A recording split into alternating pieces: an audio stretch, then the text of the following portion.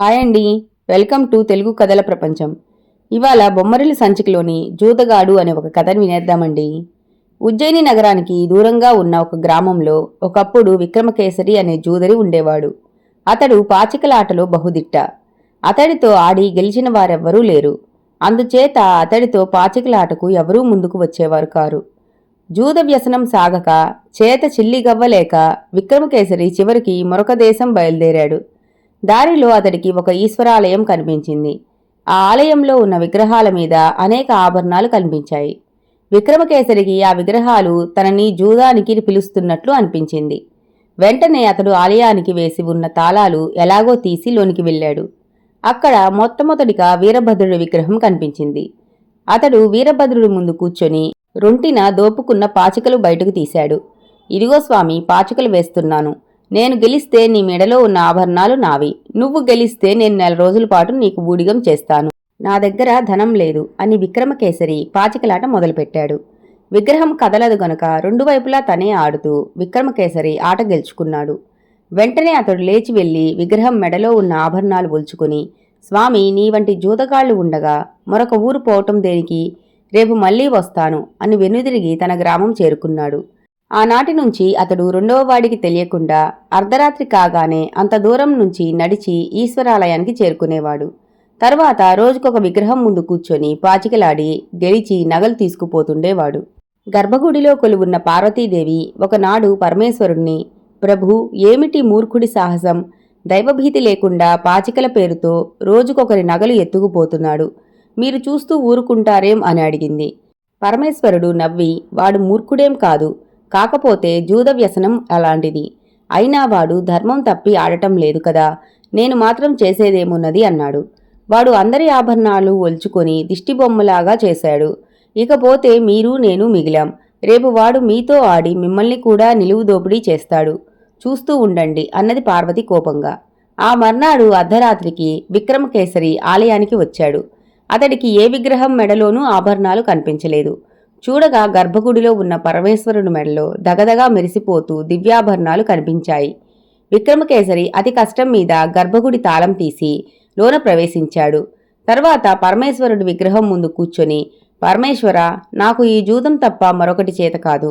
సాహసించి నీతో కూడా ఆడుతున్నాను. మరేం అనుకోకు. నీ కొడుకులు, కోడళ్ళు, భృత్యులు అందరూ నాతో ఆడి ఓడిపోయారు. ఇక నువ్వొక్కడివే మిగిలావు. నువ్వే కనుక గెలిస్తే నా జీవితమంతా ఇక్కడే నీ సేవలో గడిపేస్తాను. నేను గెలిస్తే నీ ఆభరణాలతో పాటు నీ భార్య ఆభరణాలు కూడా తీసుకుంటాను. సమ్మతమేనా అని అతడు పాచికలాట ప్రారంభించాడు. పరమేశ్వరుడితో ఆడిన ఆటలో అనుకోకుండా విక్రమకేసరి ఓడిపోయాడు. అంతవరకు ఓటమి అన్నదే తెలియని విక్రమకేసరి విస్తుపోయి, స్వామి, నీ చేతిలో ఓడిపోయాను. సరే, నేను ఆడిన మాట తప్పను. ఈనాటి నుంచి నేను నీ సేవకుణ్ణి అని చెప్పి ఎక్కడికి వెళ్లకుండా అతడు ఆలయం దగ్గరే ఉండిపోయాడు. తర్వాత పార్వతీ పరమేశ్వరుడి చెవిలో రహస్యంగా, ఇదెక్కడి లంపటం స్వామి, వాడి చేతిలో మీరు ఓడి ఆ నగలేవో తీసుకొని వస్తే వాడు తన దారి పోయేవాడు కదా అన్నది. పరమేశ్వరుడు నవ్వి, పిచ్చిదానే, వాడు ఇక్కడున్నా అడవిలో ఉన్నా పోషణ భారం మనదే కదా అన్నాడు. అయినా పార్వతి విక్రమకేసరిని పరీక్షించుదామని 3 నాళ్ల పాటు ఏ విధమైన ఆహారమూ లభించకుండా చేసింది. అలా చేస్తే అతడు మరెక్కడికైనా వెళ్ళిపోతాడేమోనని పార్వతి అనుకున్నది. కాని విక్రమకేసరి కొలనులోని నీరు తాగి పరమేశ్వరుడికి సేవ చేస్తూ ఆలయాన్ని అంటిపెట్టుకుని ఉండిపోయాడు. పార్వతీ పరమేశ్వరులు అతడి ప్రవర్తనకు మెచ్చుకొని ముసలి దంపతులుగా మారి ఆలయానికి వచ్చారు. ఆనాటి నుంచి వాళ్ళు విక్రమకేసరి తల్లిదండ్రులై ఇంత తిండి పెట్టి కాపాడుతూ ఉన్నారు. ఒకనాడు అవ్వ విక్రమకేసరితో, నాయనా, మేము అరమొగ్గిన ముసలివాళ్లం. కలకాలం నిన్ను కనిపెట్టుకొని ఉండలేం కదా. దీపం ఉండగానే ఇల్లు చక్కబెట్టుకోవడం మంచిది. మేము ఉండగానే ఏదో ఒక పిల్లను చూసి ముడిపెట్టుకోరాదా అన్నది. దానికి విక్రమకేసరి నవ్వి, ఎందుకమ్మా నాకు పెళ్ళి? ఒకవేళ మీ మాట కాదనలేక చేసుకుందామన్నా జూదగాడికి పిల్లని ఎవరిస్తారు చెప్పు? మీరు ఉన్నంతకాలం పరమేశ్వరుడి సేవలో కాలం గడిపేస్తాను. ఆ తర్వాత సంగతి ఆ దేవుడే చూసుకుంటాడు అని చెప్పాడు. అది కాదయ్యా, ప్రతి జీవికి ఒక తోడు అంటూ ఉండాలి. రేపు వచ్చే కార్తీక పౌర్ణమి నాడు గంధర్వకాంతలు పరమేశ్వర సేవ కోసం ఇక్కడకు వస్తారు. వారిలో నీకు నచ్చిన కన్యను వరించు.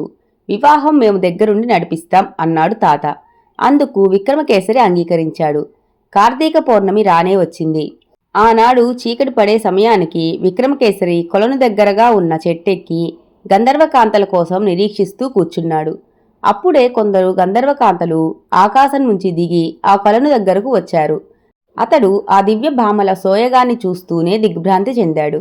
చుక్కల్లో చంద్రుడిలాగా ఉన్న ఒక అందమైన కన్యను చూసి విక్రమకేసరి మోహవరసుడయ్యాడు.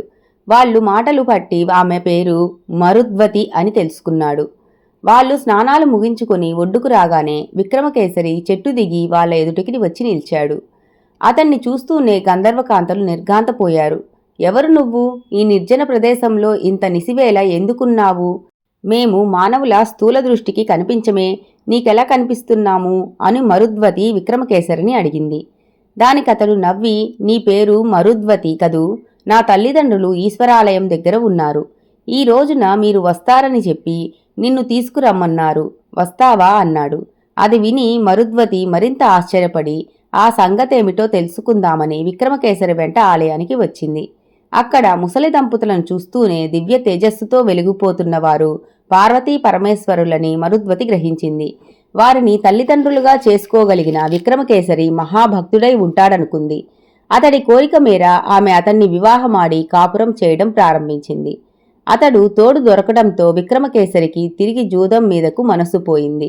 నిత్యం మరుద్వతిని తనతో పాచికలాడమని వేపుకు తినడం ప్రారంభించాడు. అతడు దేవాలయంలో ఉంటూ కూడా ఎన్నడూ శివపార్వతులకు నమస్కరించిన పాపాన పోలేదు. అతడు ఒట్టి జూదగాడు తప్ప భక్తుడు కాదని మరుద్వతి గ్రహించింది. అటువంటి జూదగాడికి అర్ధాంగి కమ్మని పార్వతీ పరమేశ్వరులు ఆనతి ఇవ్వటంలో ఏదో కారణం ఉందనిపించింది. ఆమె పార్వతీ పరమేశ్వరులను మనస్సులో ఉంచుకొని భర్తతో జూదానికి దిగింది. జూదంలో విక్రమకేసరికి గల నైపుణ్యం, మరుద్వతికి భగవంతునిపై గల భక్తి మధ్య పోటీ జరిగింది. నేను గెలిస్తే నిన్ను ఎప్పుడూ జూదానికి పిలిచినా రావాలి అని పందెం వేశాడు విక్రమకేసరి. అలాగే నేను గెలిస్తే మాత్రం మీరెప్పుడూ పాచికలు ముట్టకూడదు, మళ్ళీ జూదం జోలికి పోకూడదు అంది మరుద్వతి. విక్రమకేసరి అందుకు ఒప్పుకున్నాడు. పోటీ తీవ్రంగా సాగింది. ఆట అంతగా రాని మరుద్వతే అతనిపై గెలవటం ప్రారంభించింది. మరి అవతల జరుగుతోంది మానవ ప్రయత్నం, యువతల జరుగుతోంది దైవ ప్రయత్నం. విక్రమకేసరి పాచికలాటలో చిత్తుగా ఓడిపోయి ఉక్రోషంతో పాచికలను దూరంగా విసిరికొట్టాడు. అతడు మళ్లీ పాచికలను ముట్టుకోలేదు. విక్రమకేసరిపై పార్వతీ పరమేశ్వరులు ఎందుకు అనుగ్రహించారో అర్థం కాని మరుద్వతి భర్త మాట తప్పకపోవటం చూసి దేవుడు భక్తులనేగాక సత్యవాక్పాలకులను కూడా అంటిపెట్టుకొని ఉంటాడని గ్రహించింది. కథ బాగుంది కదండి. ఈ కథ గనక మీకు నచ్చినట్లయితే లైక్ చేసి, షేర్ చేసి, కామెంట్ చేసి మన ఛానల్ని సపోర్ట్ చేసేయండి ఫ్రెండ్స్. ఇక ఉంటానండి. By by.